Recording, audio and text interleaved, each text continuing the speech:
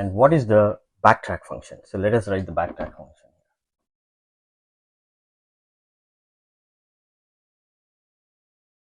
So if placeholder dot size equal to k, if this is true, we're going to add it to the output dot add placeholder, and we're going to return. Else we're going to open a for loop. We're going to say I equal to 0, I less than n, I plus plus. We're going to add placeholder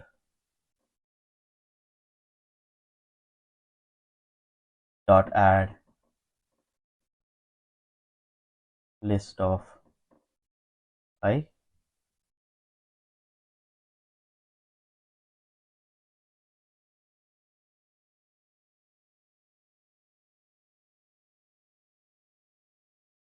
and we're going to call the backtrack again. This is for populating all the different subsets with the same size, 1, 2, and 3. We're going to recurse, and we're finally going to call placeholder dot remove placeholder dot size minus 1. So we're going to remove the previous element, the last element, so that we get a clean slate when we want to populate the next element. So for example, let's say we populated 1 and 2.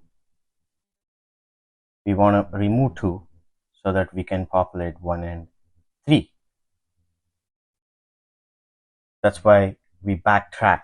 We remove the last element that we already added to the output.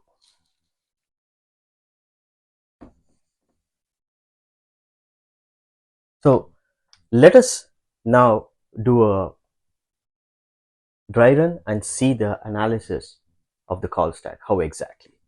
So, and we're going to pass index as 0 every time. And when we are calling backtrack here, we're going to call it with I plus 1 as an index. That's because when we already populated 1 and 2 and 1 and 3, we're going to populate 2 and 3. We're going to change the index. That's why we're incrementing. So let us do a dry run.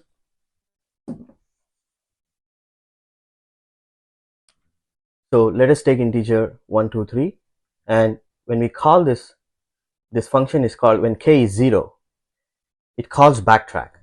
The size of the k is equal to the placeholder size. That means there is nothing, it's an empty array list. So we add it to the output. So the output will now have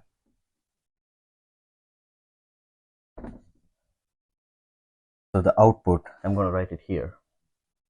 The output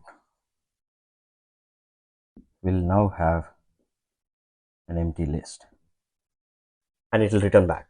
And then when k is 1, we're again going to call backtrack. So when k is 1, calls backtrack. The size is 1, but the placeholder size is a new array list which is empty, doesn't satisfy this condition. We come into the for loop, we add it to the placeholder. Now 1 is added, and then we again call backtrack recursively. So now placeholder has 1 and k is 1. The size matches, so we're going to add 1, and then it returns. And when it returns back from the backtrack, this piece of code, the actual backtrack, is executed. That means the last element is removed. So we have an empty slate now. And also, we go back to the beginning of the for loop. And now say I is 1. So that we get the first element. So, sorry, the element at the index 1. We already populated the element at the index 0, that was 1. Now we get the element at the index